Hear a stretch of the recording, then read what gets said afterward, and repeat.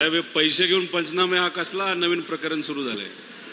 दादा 1 रुपया कोणी कोणाचा घेतला नाही, ज्याचं घेतला असेल त्याला स्वतः दिले दादा पैसे. मी 500 रुपये दिलेत माझा. हे जे तुम्ही गणित म्हणताय ते यांच्या लेवलवर सुटणार नाही, ते सरकारच्या लेवलचा विषय आहे. 1000 रुपये खर्च होऊन जर उत्पन्न 6000 होत असेल तर ते मायनस मध्ये जाते. मी उडताच गणित सांगा ना. कोकाटे साहेब जे मंत्री होते त्यांनी आम्हाला असं उत्तर दिलं होतं की शेतामध्ये काही ढेकळाचा पंचनामा करायचा का? तो कांद्याचाच विषय होता. कवडगाव मधून बोलतोय मी. माझा प्रश्न असा आहे की 1 एकर उडीदाचं जर क्षेत्र पीक पेरणीपासून काढणीपर्यंत जर गेलं तर 20 ते 22,000 रुपये खर्च येतो. पण त्या शेतकऱ्याला आज मी तिला 1 एकर उडीद कापणी झाल्याच्या नंतर फक्त 1 ते 1.5 क्विंटल 1 ते 1.5 गोणी म्हणजे साधारणतः 1 क्विंटल सुद्धा उडीद होत नाही.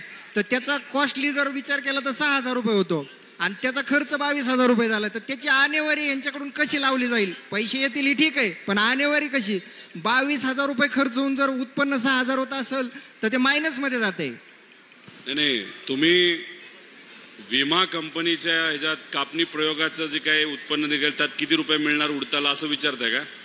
मी काय म्हणतोय, 1 एकर जर क्षेत्र शेतकऱ्यांनी पेरलं आणि ते कापणीपर्यंत आणलं तर त्याला 22,000 रुपये ते करायला खर्च येतो. पूर्ण पेरणी, कापणी, खुरपणी आणि मळणी. तर आता त्याला उत्पन्न ह्या वर्षी नुकसान भरपाईचं म्हणलं ना तर 33% पुढचं घेत आहेत. बरोबर आहे का सर?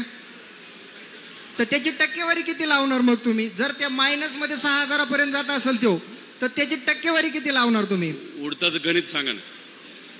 कुंडली पंचनाम्यामध्ये जे नुकसान होत आहे ना, याच्यात 33%च्या पुढील ज्याचं नुकसान आहे, 33% पेक्षा जास्त नुकसान असते त्याला 8,500 हेक्टर भेटतो पंचनाम्याच्या याच्यानुसार. हेक्टरी 8,500 हाच नॉर्म आहे. हेक्टर जे राहत 8,500, 8,500. आणि दुसरा असा विषय, हेच 8,000 रुपये पूर्वी 13,500 रुपये होते. नंतर 2025ला तो GR बदललाय. आता आम्ही आमच्या लेवलवर त्याच्यासाठी भांडतोय की पूर्वीसारखं द्या, नाही तर 50,000 तुम्ही हेक्टरी द्या. त्यामुळे हे जे तुम्ही गणित म्हणताय ते यांच्या लेवलवर सुटणार नाही, ते सरकारच्या लेवलचा विषय आहे. आणि दुसरा असा विषय, माझं गाव कवडगाव आहे जामखेड तालुक्यातलं. 2 नद्या, 1 पाझर तलाव आणि 1 तलाव आणि 3 पाझर तलाव असं पूर्णपणे असणारं गाव आहे माझं. तर तिथं 21 मे पासून पाऊस चालू झाला. तर त्यावेळेस पण नुकसान भरपाईसाठी पंचनामे चालू होते की कांद्याचं पीक त्या टायमिंगला शेतकऱ्यांनी काढून ठेवलं होतं.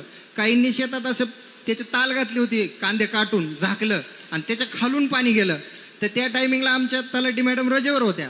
तर आम्हाला त्यावेळेस पिंपरखेड म्हणून शेजारच्या गावचे तलाठी नियुक्त केले होते त्या टायमिंगला. पण त्यांनी काय केलं की ते काढून ठेवलेली जे ताल असेल कांद्याची, तर त्याचे पंचनामे घेतले नाहीत.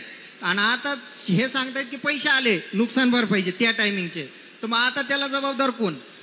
हा बघा, मी जेव्हा कर्जतमध्ये फिरत होतो त्या काळात, तेव्हा खेड भागामध्ये काही शेतकरी मला भेटले. त्यांचा कांदा शेतामध्ये त्यांनी वाळवण्यासाठी आणि पॅकिंग करण्यासाठी ठेवला होता आणि त्यावेळेस पाऊस आला आणि त्यावेळेस त्याचं नुकसान झालं. आणि हा मुद्दा जेव्हा आम्ही वरती मांडला तेव्हा त्यावेळेस तुम्ही आठवत असेल, कोकाटे साहेब जे मंत्री होते त्यांनी आम्हाला असं उत्तर दिलं होतं की शेतामध्ये काही ढेकळाचा पंचनामा करायचा का? तो कांद्याचाच विषय होता.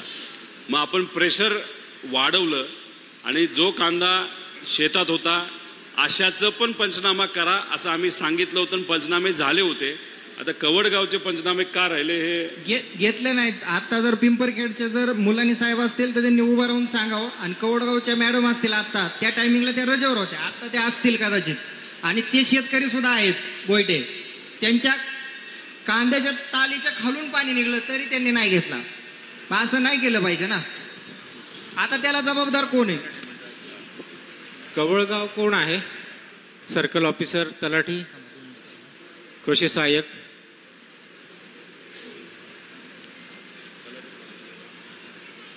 तलाठी मॅडम, हे मागे माईक द्या.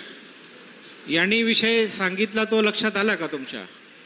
तलाठी मॅडम, तुम्ही रजेवर होतात का नाही त्यावेळेस? मग त्यावेळेस मुलाविनी साहेब आम्हाला पिंपरखेडचे दिले होते प्रभारी, पण त्यांनी अजिबात पंचनामे घेतले नाहीत. आणि घेतले असेल तर कवडगावचं यादीत नाव आहे का काही शेतकऱ्यांचं आता? नाही. आता आणि समोर आणेवारी लावली नाही, फक्त पैसे घेतले, कागद घेतले आणि तुम्ही जावा, आम्ही लावतो आमच्या मनाने काय लावायचं ते. हा प्रकार झालेला आहे त्या दिवशी. आणि जाणून बुजून आम्हाला पैसे द्यायची वेळ आली, कारण त्यावेळेस हे तलाठी मॅडम रजेवर होत्या, त्यांचं काही कारण असेल तर त्याचा फायदा त्यांनी घेतला त्या टायमेला कवडगावचा. काय अधिकारीला काय केलं? मुलांनी साहेब पैसे घेऊन नोंद लावायचं ठरलं, पण तरी सुद्धा लावली का नाही अजून माहिती नाही. मुलांनी आहेत का? अहो काय विषय लक्षात आला का तुमच्या? हा साहेब, हे पैसे घेऊन पंचनामे हा कसला नवीन प्रकरण सुरू झालंय? चालू नाहीये, सुरू करा त्याला. हॅलो दादा, 1 रुपया कुणाचा घेतला नाही, ज्याचं घेतला असेल मी त्याला स्वतः समोर दिलेत आणा. दादा पैसे. मी 500 रुपये दिलेत माझे. माझं नाव असेल तर विचारा, तिथं आहे का? पंचनामे सगळ्यांनी केलेले आहेत. पोपट भागवत बांगर